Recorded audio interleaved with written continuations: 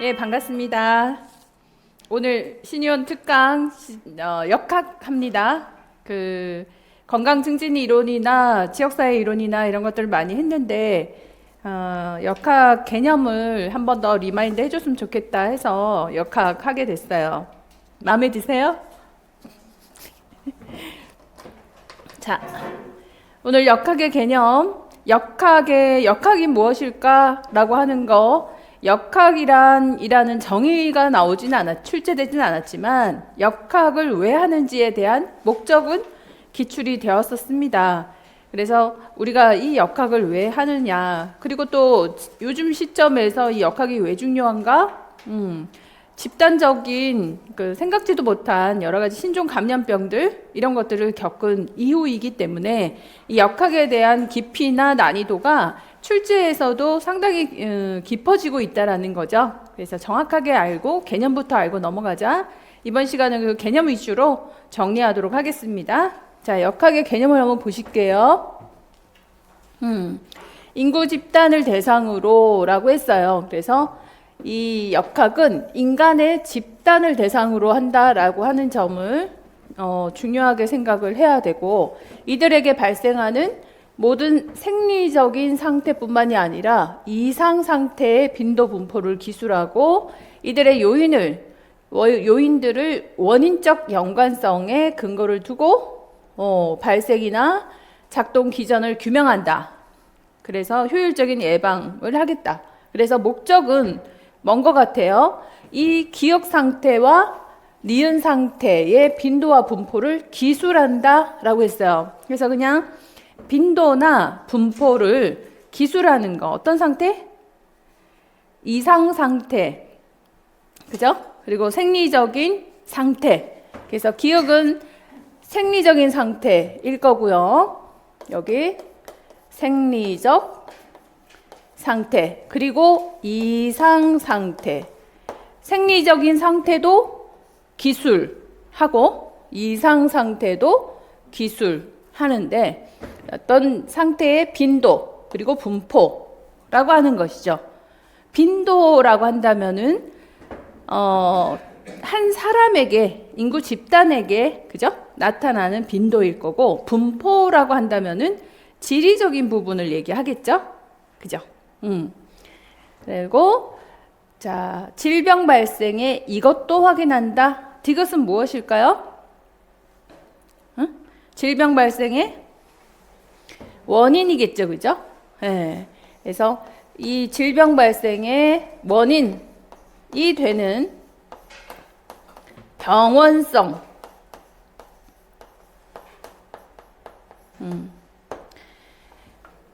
질병 발생의 원인이 되는 병원성을 밝혀내겠다. 그러면서 인구 집단에서 이런 발생을 예견하고 통제하기 위해서예요. 역학의 목적은 예견하고 통제하기 위해서다라고 하는 거죠. 그러면 리얼에 들어갈 말은 뭐겠어요? 내용은 건강 문제겠지. 그래서 집단이라고 하는 거 인구 중심이죠. 그리고 지역 중심이에요. 여기에서 발생을 하는 생리적인 상태, 이상 상태를 기술하고, 그래서 가설을 설정해서 무엇이 원인일까를 생각해보고 거기에서부터 이 건강 문제를 예측하고 그리고 통제하고 조절하기 위해서 역학이라고 하는 것을 하게 된다라는 것이죠. 그래서 다양한 역학 모형을 통해 가지고 원인들을 분석하게 됩니다. 그래서 학자들이 얘기하는 대표적인 역학 모형들을 여기서는 세 가지를 두고 우리가 한번 알아보도록 할 텐데,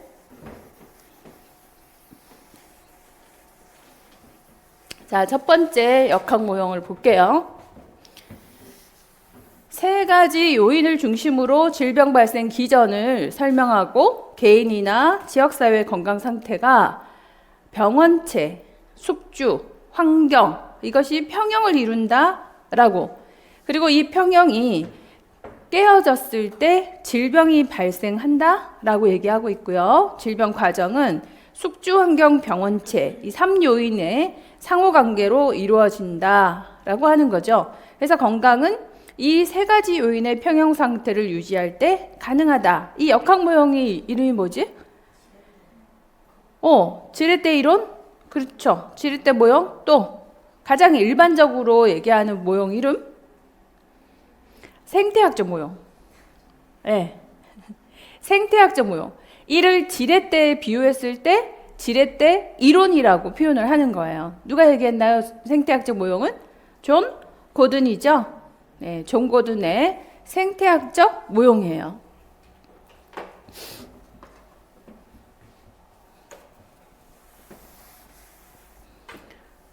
네, 존 고든 네, 생태학적 모형.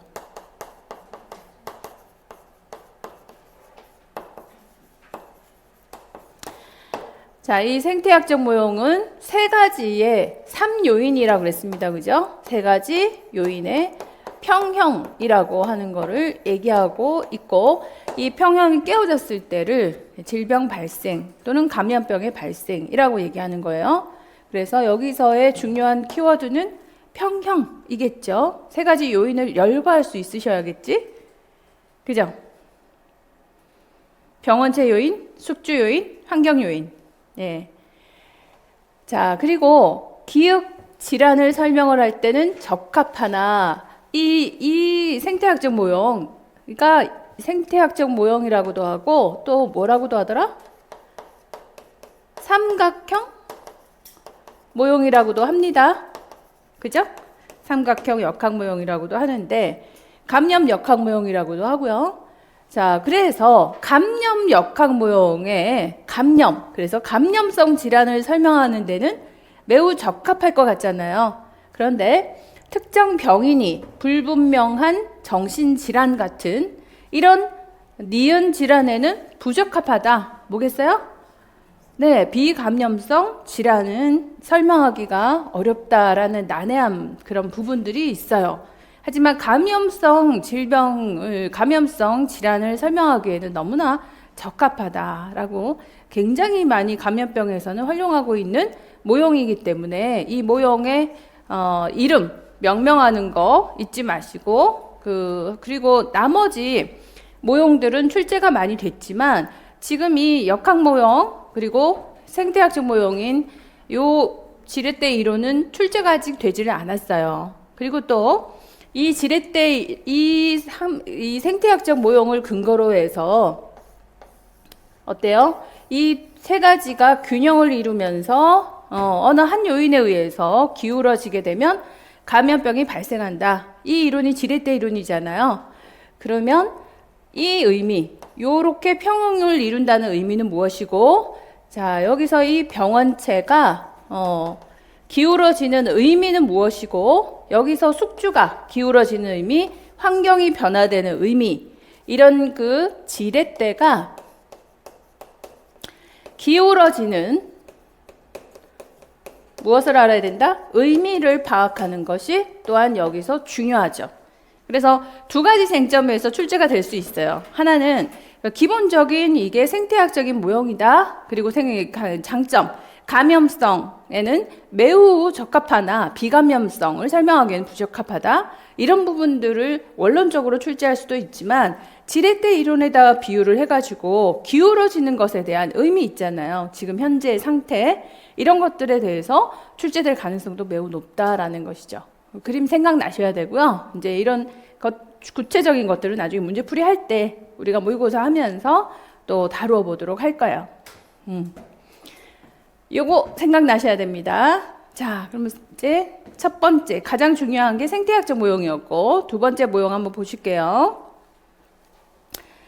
숙주와 환경하고의 상호작용에 의해서 질병이 발생한다. 자, 이 모형은 무엇과 무엇으로 얘기하고 있나요? 숙주와 환경. 네. 생태학적 모형에서는 세 가지를 얘기하고 있었잖아요. 그죠?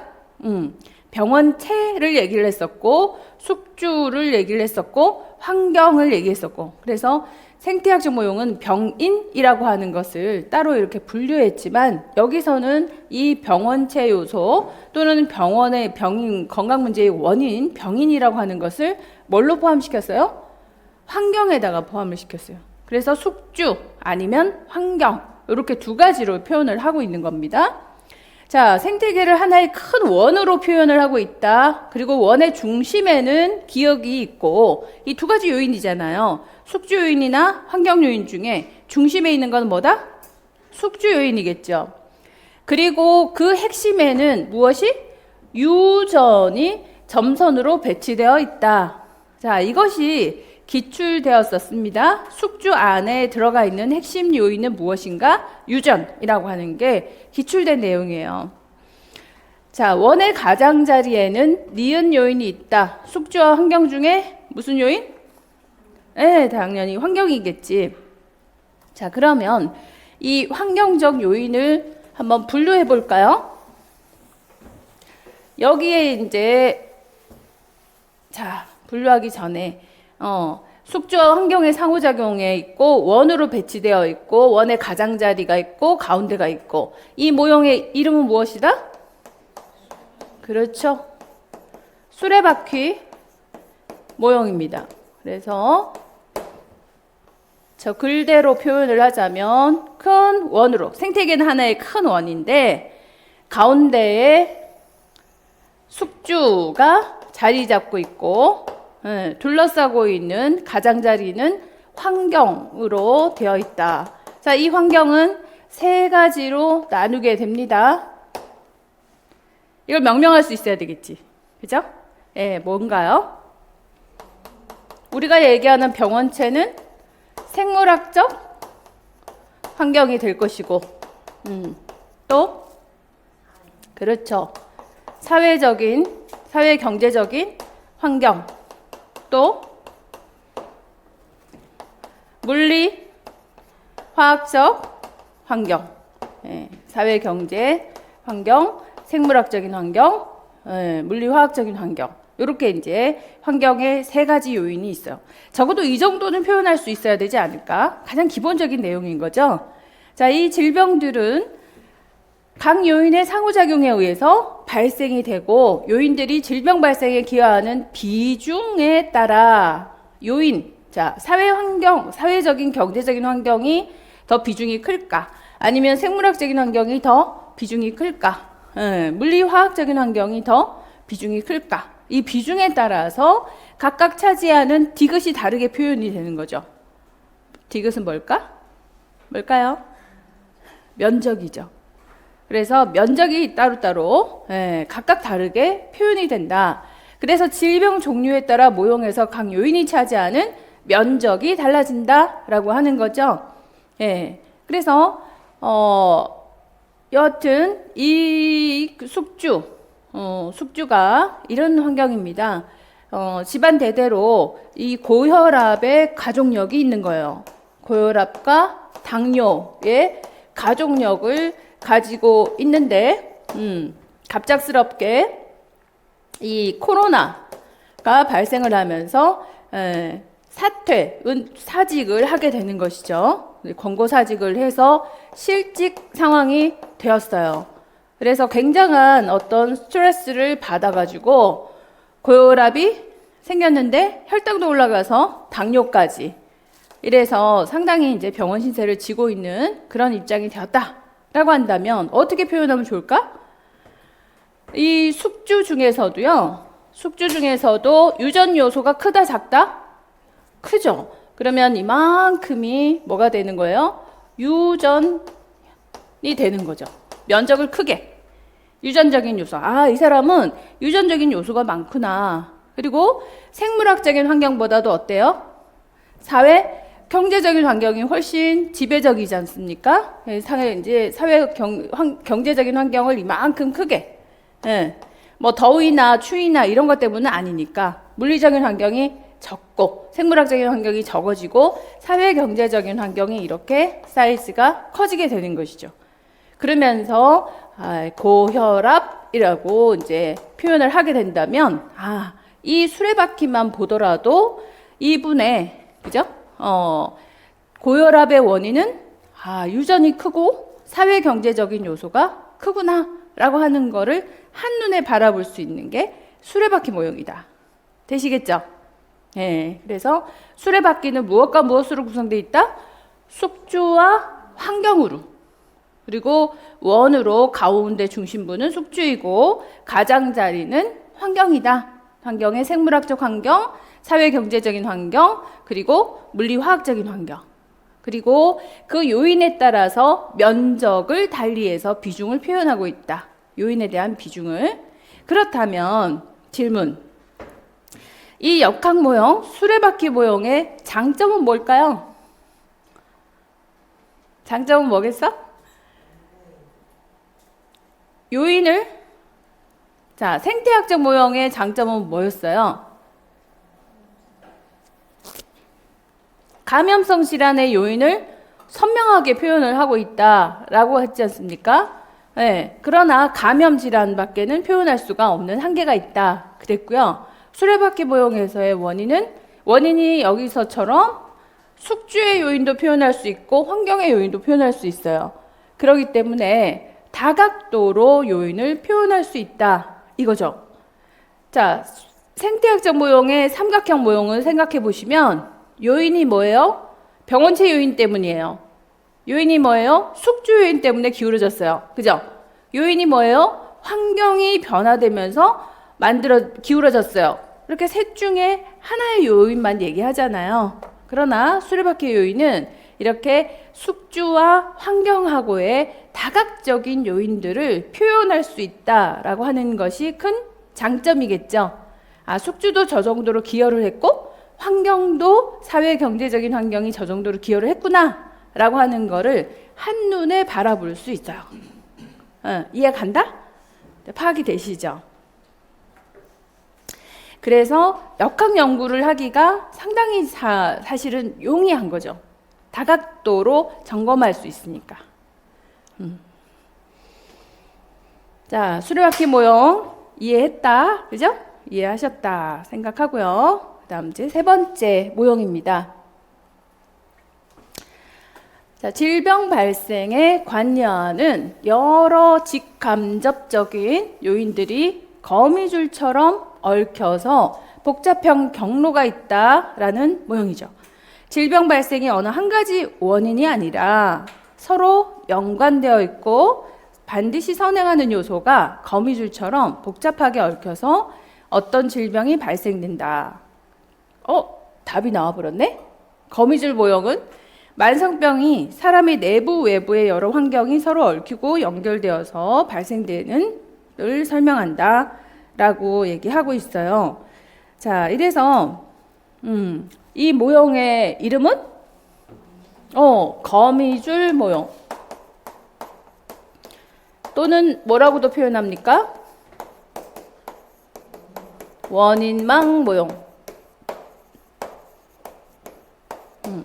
그럼 이제 이분은 가족력이 있었는데 어느 날 실직이라고 하는, 그리고 어디서 코로나가 발생해서, 그리고 자신의 내부에서 스트레스 수치가 올라가면서 이제 이런 이제 여러 가지 요인들이 복합되면서 고혈압이라고 하는 것이 만들어졌다. 뭐 이 내용만 보더라도 이걸 가지고서 설명을 해보면 다양한 요인들로서 얽혀 있다 이런 것이겠죠, 그죠? 자, 이 거미줄 모형은 맥마원이 얘기했고요. 이 모형에 있어서의 장점은 뭘까요? 제일 큰 장점, 여러 환경에 얽혀가지고 발생이 되더라 라고 표현을 하고 있거든요. 자, 생태학적 모형의 가장 큰 강점이 뭐예요? 감염병을 잘 표현할 수 있다. 감염병의 질환을, 그죠? 감염병 질환을 설명하기 아주 적합하다. 그렇다면 원인막 모형이 가장 큰 장점은 뭘까요? 만성 질환의 원인을 설명하기가 가장 적합하다라고 얘기하고 있는 거예요. 그죠? 만성 비감염성, 만성 질환, 만성 비감염성 질환을 표현하기가 아주 좋다. 다양하게 요인을 표현할 수가 있다.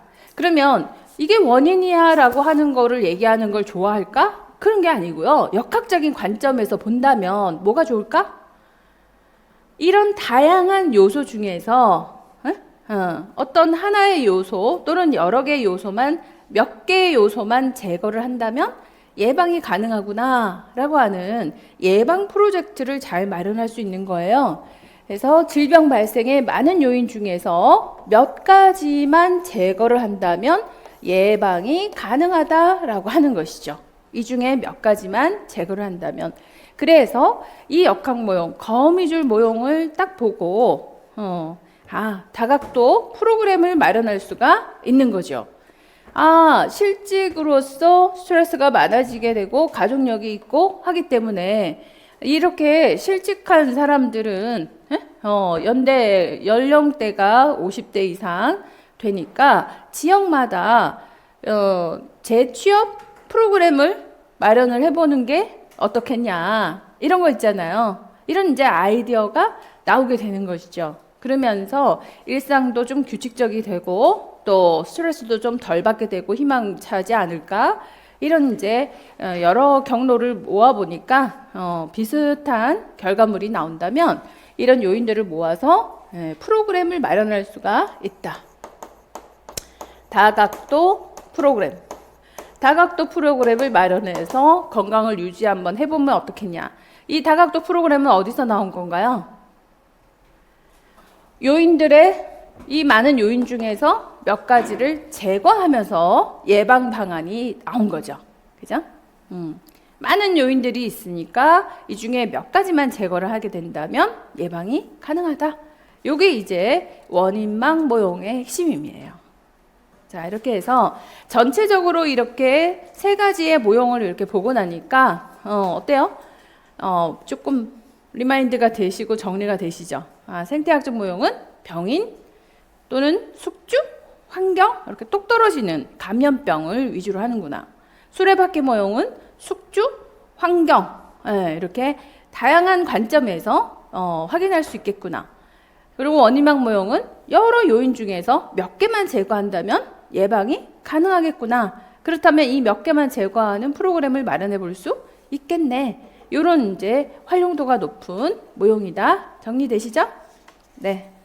네, 역학 모형 됐고요. 이제 역학 연구.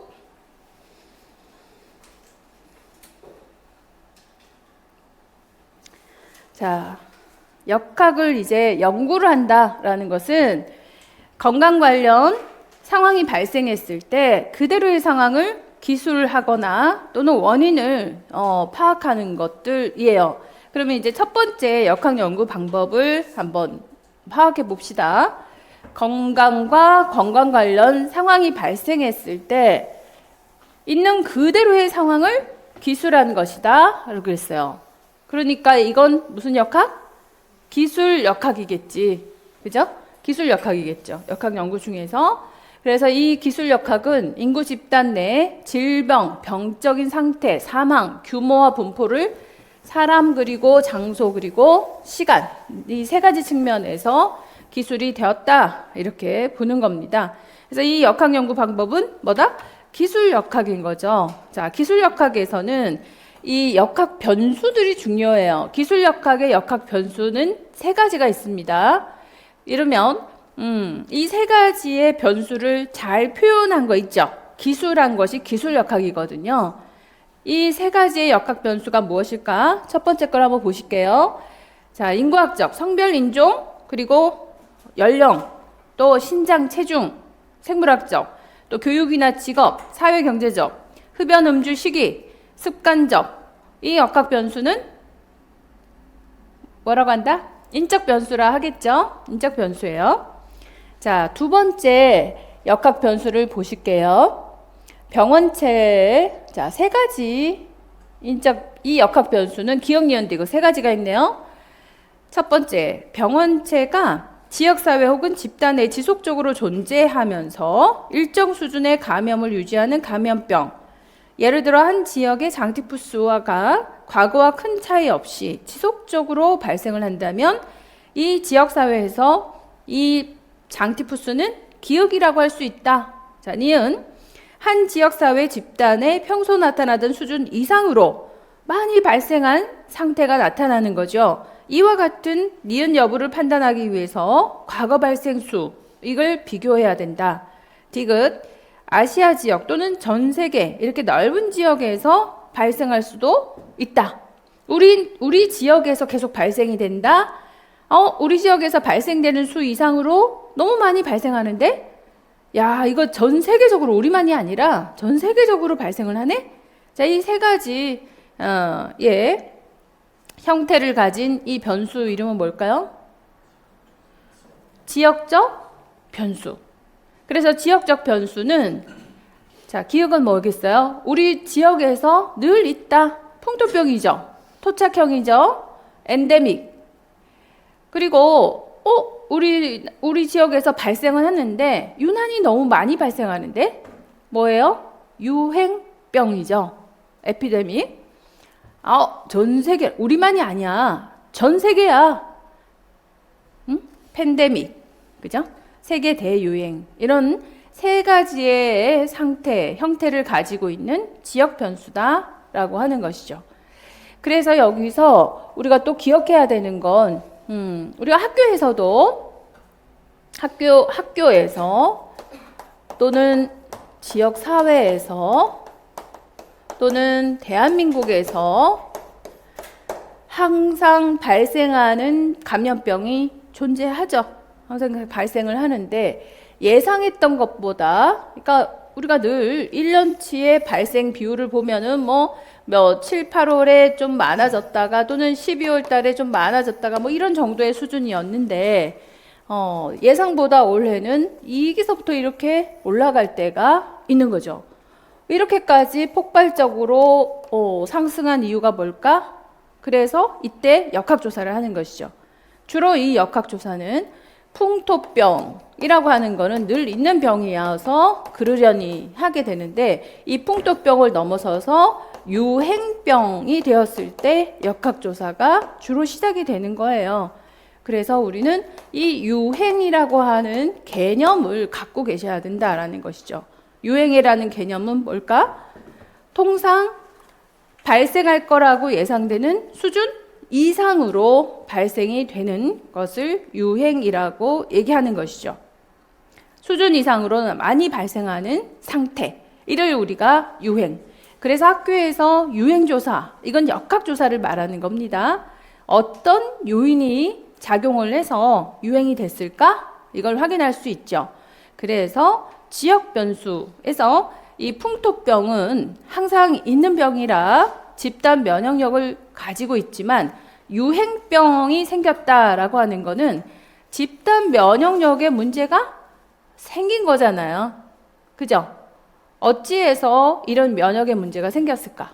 또 팬데믹 같은 경우에도요, 생전 못 보던 병이 전 세계적으로 이렇게 유행을 한다면 이것 또한 역학조사감이 되겠죠. 예.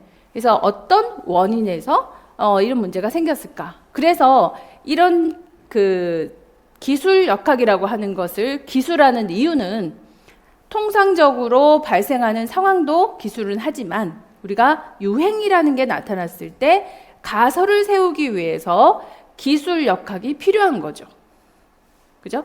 가설을 설정하는데 필수적으로 필요한 내용이 인적 변수, 지역 변수, 그죠? 그리고 또 하나 뭐예요? 마지막 하나 더, 어떤 역학 변수다? 장기적으로 발생하느냐, 2, 3년 주기적으로 발생하느냐, 계절적으로 발생하느냐, 이게 뭐예요? 시간 변수라고 하는 것이죠. 그래서 기술 역학을 하는 이유는 뭐라고요? 유행이 되었을 때 가설을 세우기 위함인데, 이 가설에 필요한 요소가 인적 변수, 지역 변수, 시간 변수. 그래서 인적 변수야 나이가 얼마에 이런 거지만, 지역 변수에서는요, 이거 유행성인데, 주로 그렇겠죠. 가설 세울 때. 또는 우와 팬데믹인데, 이럴 때. 그러면 이제 진짜 시간 변수가 또 필요한 것이죠. 시간 변수. 이를 이제 파악해 보는 게 기술 역학입니다. 자, 마지막 시간 변수 기억을 한번 볼게요. 이 시간은 장기간으로서 수십 년 혹은 이렇게 긴 10년 주기, 100년에 가까운 정도의 기간도 있다고 합니다. 그래서 그 기간 동안에 질병 분포 변화를 연도별로 관찰을 하고 장기 관찰을 통해서 볼 수 있는 이완율, 사망률의 변동을 보는 거예요. 일반적으로 10년 주기를 가지고 있죠. 그래서 10년 동안의 사망률, 이완율 이런 것들을 보는 것이죠. 이런 시간 변수의 형태를 우리는 뭐라 한다? 어떤 변화? 장기 추세 변화라고 얘기하는 것이죠.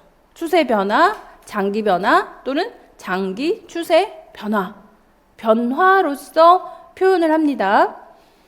자, 두 번째 니은. 질병 발생의 빈도가 일정한 간격을 두고, 기간을 두고 반복해서 달라지는 주기성을 가지고 있어요. 예를 들어 홍역은 2, 3년 주기, 백일에는 2, 4년 주기 이렇게 유행을 하더라. 자, 이렇게 주기적으로 유행을 하는 데는 특히 뭐가 필요해? 집단 면역이 작용을 하더라는 것이죠. 이게 집단 면역 수준이 똑 떨어지면 다시 유행을 하고, 집단 면역 수준이 똑 떨어지면 다시 유행을 하고, 이렇게 집단 면역이 몇 년마다 떨어진다는 거야. 2, 4년 주기로 감소하더라 이런 거죠. 그래서 유행을 하고 나면 그 집단 면역 수준은 7, 80%에 도달을 하더라. 즉 시간이 경과함에 따라 이것이 되기 때문에 뭐 때문에 면역 수준이 떨어질까요? 시간이 변함에 따라 집단 면역이 감소되는 이유죠. 여기서 집단 면역이 감소되는 이유, 면역 수준이 떨어지는 이유를 얘기하고 있어요. 면역 수준이 떨어지는 것은 무엇과 연관이 있다는 거야? 시간. 응? 면역 수준이, 집단 면역이 떨어지는 이유는 시간. 시간이 변화되기 때문인데, 시간에 영향을 주기 때문인데, 시간이 갈수록 어떻다는 거예요? 면역력이 있는 사람들은 사망하거나 이주하거나, 그리고 그것보다도 면역이 없는 태아가, 신생아가 자꾸 태어나기 때문이죠. 면역력이 없는 신생아가 태어나거나 면역력이 없는 곳에 면역이 없는 인구가 이렇게 들어오거나 전입하거나, 또 면역 인구는 사망하거나 전출하거나. 그래서 자, 이렇게 시간이 경과함에 따라 이렇게 얘기해야 되겠네. 집단 면역이 감소되는 이유는 무엇이다? 자, 면역 인구하고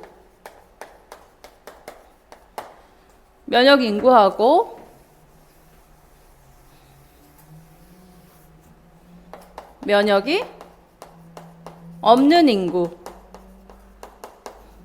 자, 면역이 있는 인구하고 면역이 없는 인구, 누가 더 많아진다는 얘기예요?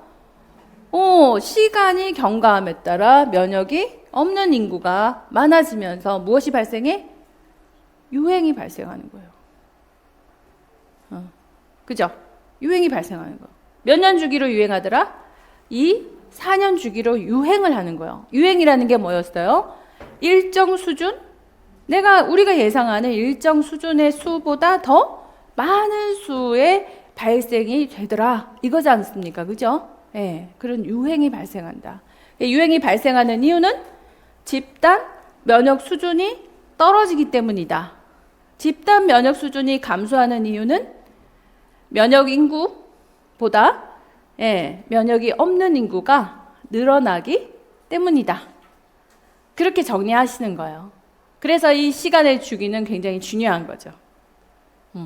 다시 2, 4년 주기로 발생되는 이유는 집단 면역 수준이 떨어지기 때문이다. 집단 면역 수준이 떨어지는 이유는 시간이 경과함에 따라 면역이 없는 인구가 늘어나서 유행이 발생하기 때문이다. 그러므로 이런 2, 4년 주기에서 얘기하고 있는 것은 집단 면역과 무엇을 표현하고 있는 거예요? 유행의 주기를 얘기하고 있는 거예요. 그죠? 그 주기를 얘기하고 있는 거야. 그래서 집단 면역이 높으면 유행은 발생하지 않죠. 그죠? 면역이 높으면 유행은 발생하지 않아. 유행은 발생하지 않다가 어느 지점을 통과하게 되면 다시 유행을 하게 되더라는 것이죠. 그래서 유행하고 면역하고는 그래프의 크기가 같겠지. 유행을 하게 되면 면역력도 높아지게 되겠죠. 그죠? 근데 이 유행을 하지 않는 4년, 이 4년 동안에 자꾸 누가? 면역이 없는 인구가 들어오더라는 얘기예요. 전체 면역력이 떨어지게 되겠죠. 그죠? 그러다가 어느 한계점을 지나고 나서 다시 유행을 하게 돼요. 우리는 이 지점을 뭐라고 표현한다 또? 한계 밀도라 그래요.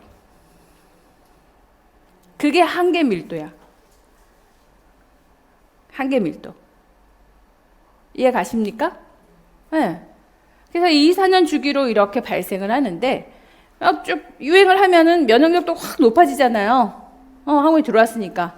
가지고 있는데 신생아가 자꾸 태어나고 또 새로운 사람들이 이주해서 들어오고 그러면서 면역력이 뚝뚝뚝 떨어지면서 한계 밀도 이하로 떨어지게 되면 이제 유행이 발생하는 거예요. 다시 유행을 하는 거죠.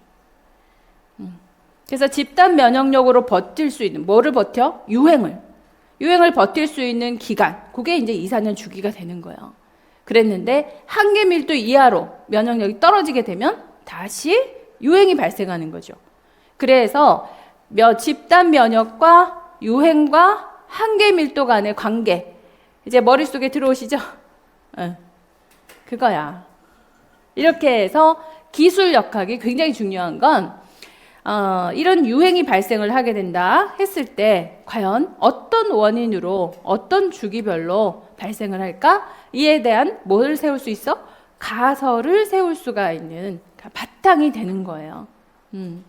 이렇게 집단 면역이 떨어지고 있잖아 이렇게 얘기할 수 있는 거죠.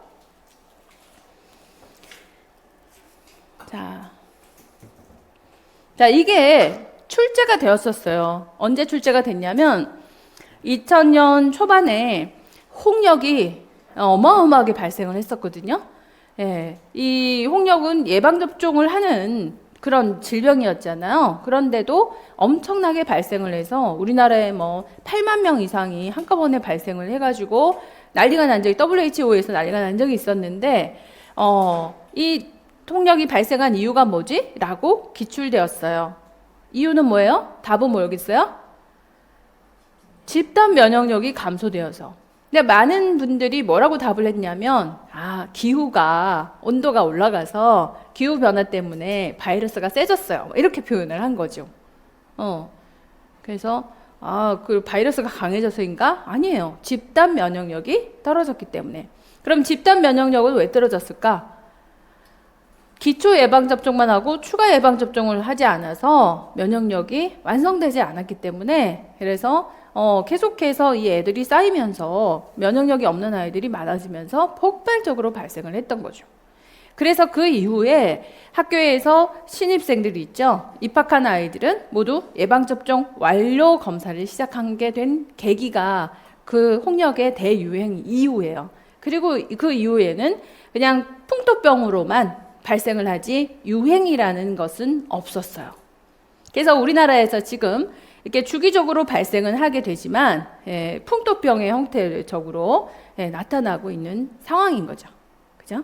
그래서 굳이 홍역이라든가 유행성 이하선염이라든가 하는 것들에 대한 역학조사를 할 필요가 없겠죠. 자, 그렇게 두 번째 시간 변화, 주기 순환 변화입니다. 주기 순환 변화에서는 집단 면역력이 굉장히 중요했어요. 자, 디귿. 질병 분포가 1년 주기예요. 1년 주기. 매 이 달만 되면, 매 12월 달만 되면, 매번 겨울만 되면 이런 거 있어 없어요? 유행하는 거 있죠? 네. 여름만 되면 일본 뇌염이, 겨울만 되면 인플루엔자가. 자, 이건 시간 변수에서 무슨 변화? 계절적 변화.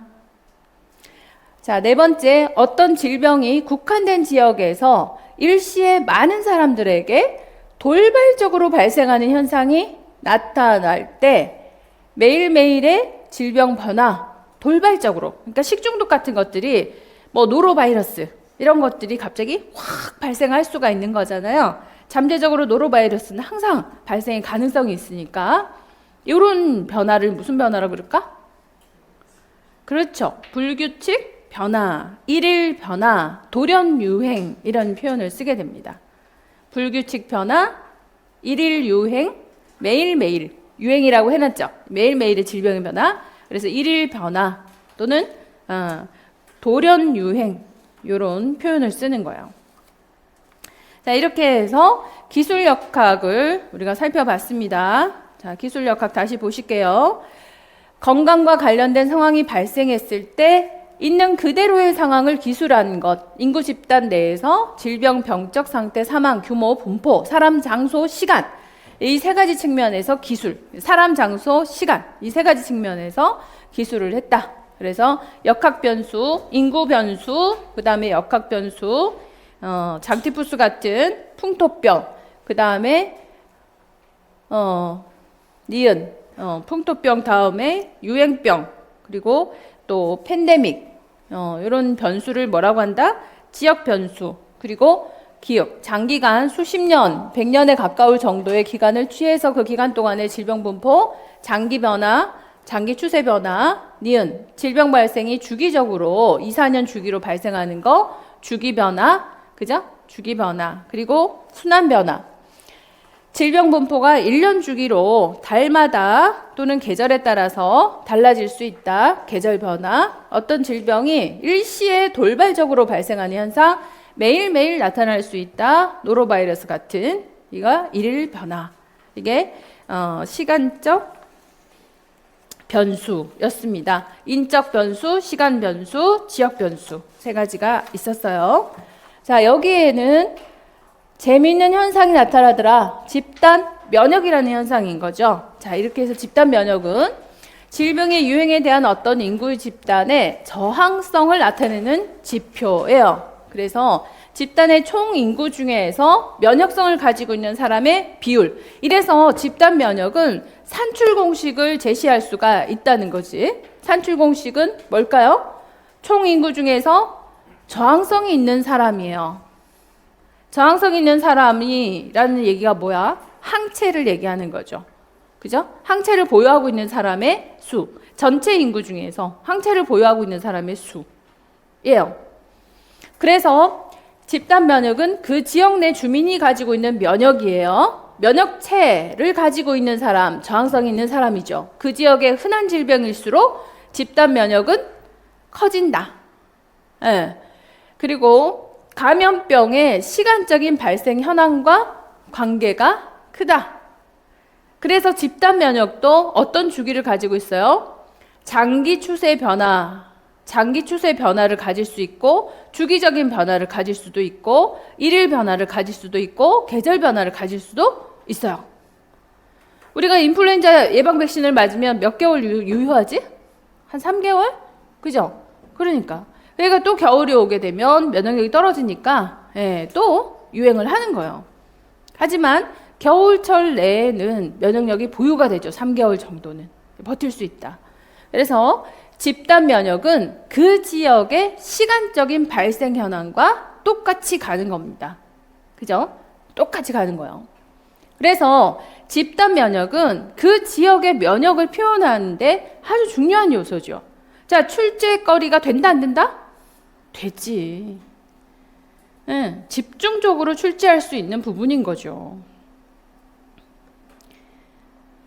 제가 이렇게 강조하는 이유는 아시겠지? 그죠?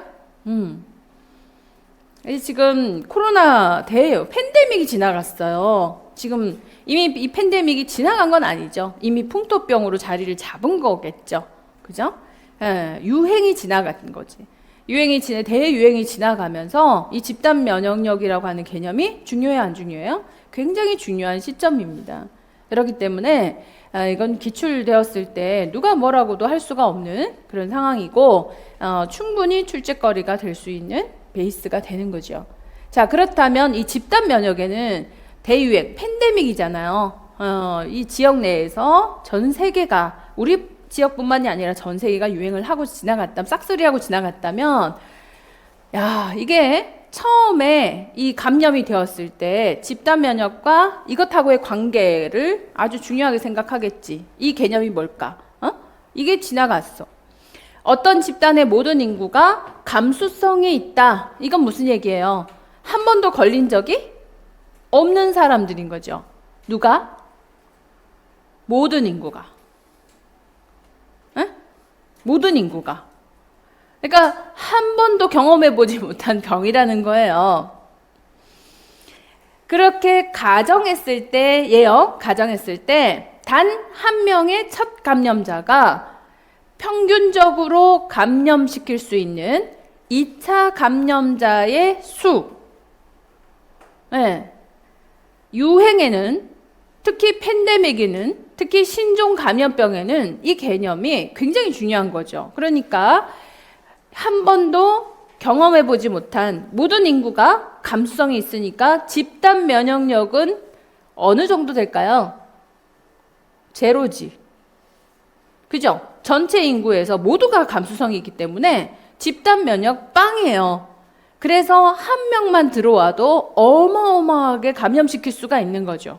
그래서 한 사람이 몇 사람에게 감염시킬 수 있을까? 과연 첫 감염자가. 자, 이 개념이 뭐라고요? 뭡니까? 그렇죠. 기본 감염 재생산수이죠.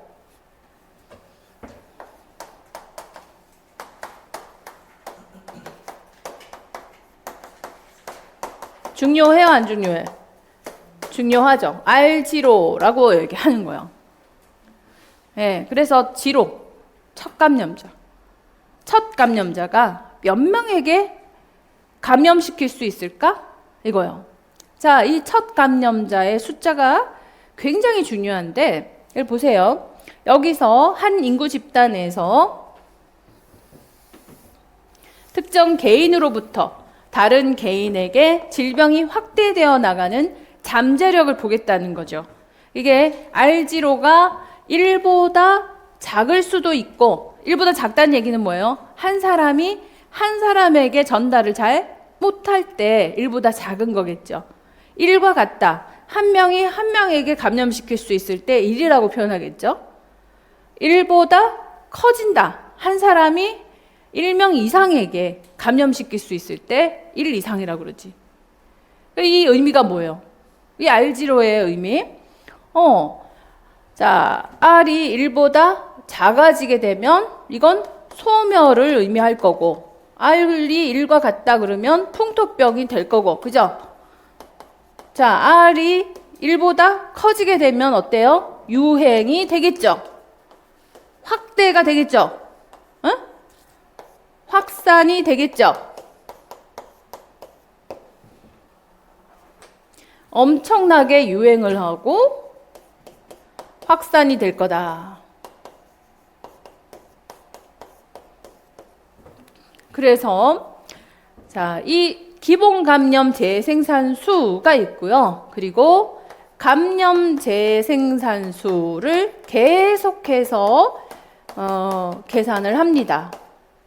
뭐를 늘리면서 이 사이에 뭐가 존재하겠어요? 이미 걸린 사람과 예방접종을 해서 어떻게든 뭐를 높여야 돼? 집단 면역력을 높여야 되죠. 집단 면역력을 높여가기 시작하는 거예요. 어떤 식으로? 걸렸어. 그러면 항체를 형성해. 감염이 되는, 자연 감염이 되는 수도 있고, 인공 감염을 시켜가지고 예방접종을 시킬 수도 있겠죠. 이러해서 자꾸자꾸 면역체, 항체를 보유하는 면역체라고 그럴까요? 면역체를 가지고 있는 사람의 수를 자꾸 늘려보는 거예요. 자, 그러면 요번 이제 처음에 R지로, 코로나가 우리나라에 처음 들어왔을 때 R지로를 어느 정도로 예상을 했냐면 4 정도로 예상을 했거든요. 어마무시했어요. 4라고 하면은 한 명이 4명한테, 그 다음은요 4명이 16명에게, 그 16명이 32명에게, 32명이 얼마야? 128명에게, 이런 식으로 계속 늘리는 거죠. 253명에게 상상을 초월하게 빠르게 많이 늘어나고 있었어요. 이러니까 집단 면역력도 같이 올라가고 있었겠죠. 그런데 과연 예방접종을 통해 가지고 어느 정도까지 예방접종을 완료해야, 즉 저항력을 얼마나, 면역체를 얼마나 갖고 있어야 얘가 소멸할 것인가, 1보다 작을 것인가, 요거 있죠. 여기를 목표로 해야 되겠죠. 계산할 수 있어요. 어떻게 계산할까?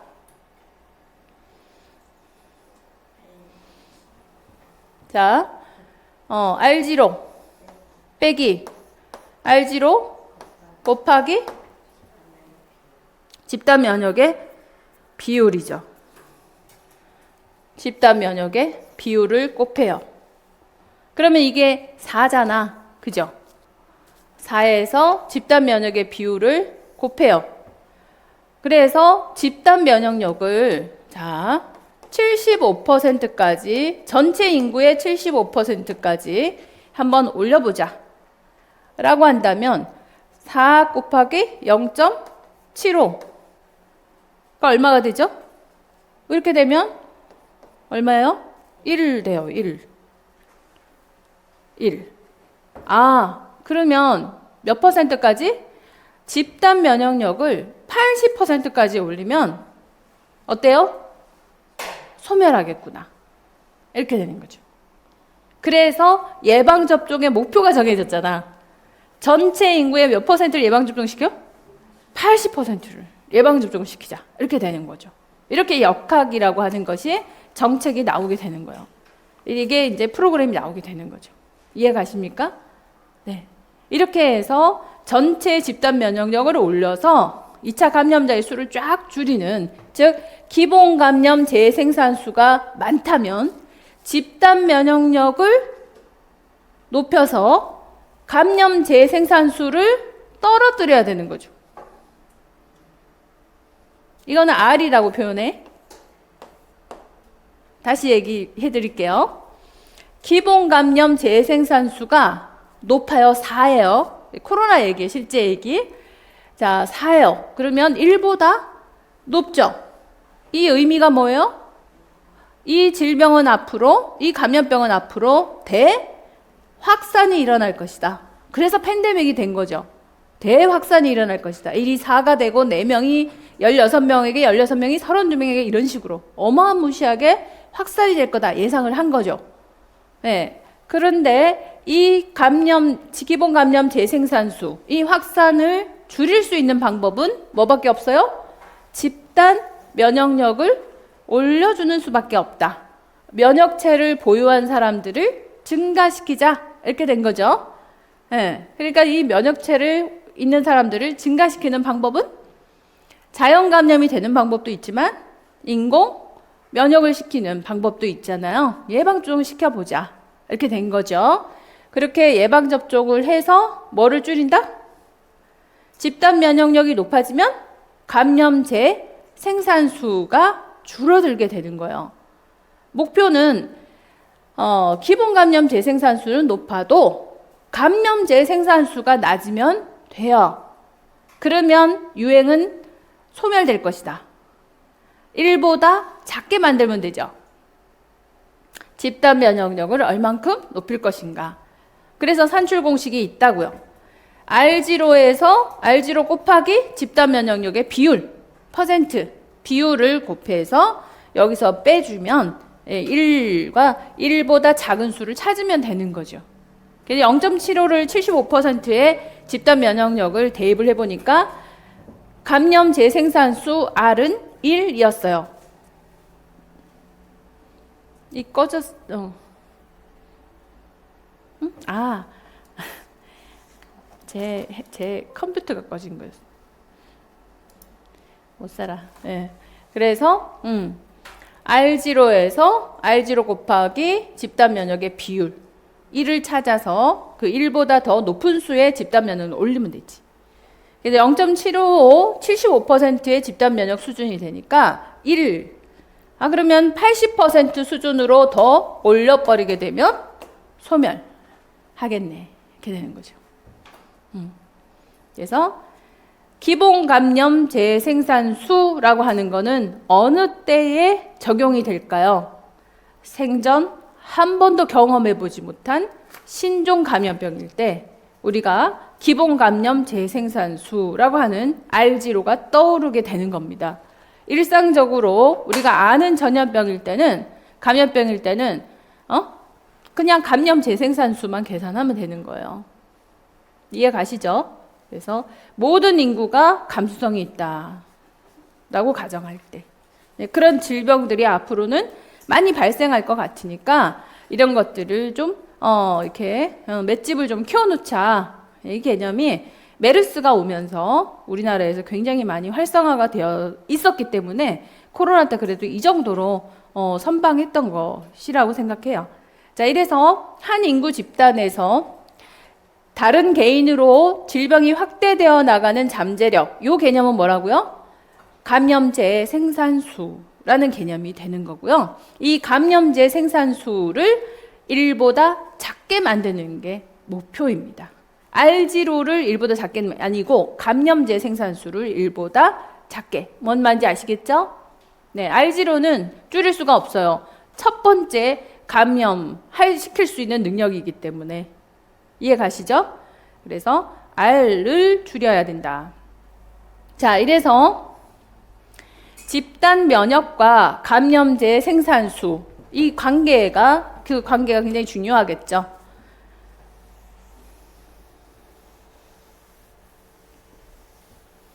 면역을 가진 인구의 비율이 높아지는 경우 감염자가 감수성자와 접촉할 수 있는 기회가 적어지면서 감염제 생산수가 적어지게 된다라는 겁니다. 그래서 일부 감수성이 있는 인구 집단이 있다 하더라도 감염 기간 동안 평균 한 명의 감염자를 만들지 못하게 되면, 즉 감염 재생산수가 1보다 적어지게 되면 그 지역 사회에서 뭐는 생기지 않아? 유행이죠. 우리가 이렇게 감염 생산 지수를 낮추는 이유는 유행을 없애기 위해서요. 그래서 유행은 지속되지 않는다. 이처럼 유행이 발생하지 않는데 이를 뭐라고? 집단 면역이 기여를 했다는 거죠. 집단 면역력을 높여라. 그러면 감염 재생산 지수가 낮아질 것이다. 감염 재생산 지수가 1보다 작아지면 유행은 발생하지 않는다. 자, 그래서 한간에서 많은 사람들이 아직도 코로나 유행하잖아요. 코로나 걸리는 사람이 있던데? 이렇게 얘기하게 되면 맞는 말 틀린 말? 틀린 말이지. 유행은 아닌 거예요. 유행의 개념이 뭐였어요? 일정 수준의 이상으로 발생을 할 때 유행이라고 얘기하는 것이죠. 일정 수준의 이상으로 발생을 한다는 것은 감염 재생산 지수가 얼마 이상이다? 1보다 높아졌을 때 우리가 유행이라고 객관적으로 얘기할 수 있다는 거죠. 정리가 되신다? 그래서 이제 이런 집단 면역을 높이는 이유는요, 1보다 떨어뜨리려고. 1보다 떨어뜨리면 유행은 안 되잖아. 그거예요. 그래도 감수성이 있는 사람들은 걸리겠지. 그것까지는 국가가, 그죠? 정책적으로 할 이유는 없다. 집안 유행은 막아야 된다. 질병관리청에서. 그런 의미죠. 이제 정확히 아셨죠? 네. 기본 감염 재생산 수와 감염 생산 지수의 관계는 를 알고 집단 면역하고의 유행하고의 관계를 잘 파악하셔야 된다. 그리고 계산할 수 있으셔야 돼요. 이런 문제가 나오겠다 안 나오겠다? 나오지. 자, 이러면 이제 이 개념에서 필요한 개념, 유행이 일어나는 집단 면역의 나 혼자 읽고 있네. 이거죠. 자, 유행이 일어나는 집단 면역의 한계치. 그 집단 내에서 면역이 없는 신생아가 계속해서 태어나거나 면역이 없는 사람이 집단 내로 이주해 옴으로써 집단 면역의 정도는 점차 감소하다가 일정한 한도 이하로 떨어지면 유행이 일어나게 된다. 이 집단 면역의 한계를 뭐라고 한다? 그렇죠. 이거 너무 잘 아시는데? 이게 한계 밀도라고 하는 거예요. 이 한계 밀도는 질병에 따라 차이가 있고, 이 한계 밀도는 집단의 인구 밀도에 따라서 변하게 되는 요 좀 특이성을 가지고 있어요. 그래서 인구 밀도가 높으면 집단의 구성원 간의 접촉이 많아지니까 한계 밀도가 높아야 유행이 발생하지 않지만, 인구 밀도가 낮으면 유행은 일어나지 않아요. 그러니까 인구 밀도가 낮으면 집단 면역력이 아무리 낮아져도 유행이라고는 발생하지 않더라. 왜? 접촉이 안 되니까. 특히 이렇게 직접 접촉을 하는 감염병일수록. 네. 뭐 2km마다 집이 있는 스웨덴 같은 경우 있잖아요. 핀란드나. 한 집이 있고 2km 가면 집 하나가 있고, 그런 집에서는 한 사람이 아무리 뭐 코로나로 죽어나간다 하더라도 감염시킬 일이 없는 거예요. 접촉만 안 하면. 그러니까 인구 밀도가 낮다면 유행은 발생하지 않더라라는 특징을 갖고 있는 거예요. 한계 밀도는. 이해가신다? 그래서 그런 집단 면역의 의미, 집단 면역과 그 다음에 감염제 생산수, 그리고 한계 밀도, 이들의 관계를 갖고 있고, 이들의 관계 속에서 뭐가 발생한다? 유행이 발생한다, 유행이 발생하지 않는다. 이런 의미가 있어요. 자, 이제 요 정도 이해 가시죠? 네. 자, 이제 챕터 2 들어가면서 이제 적용도 해보고 계산도 해보고 이를 이제 요 다음 시간에 이렇게 해볼 겁니다. 수고하셨습니다.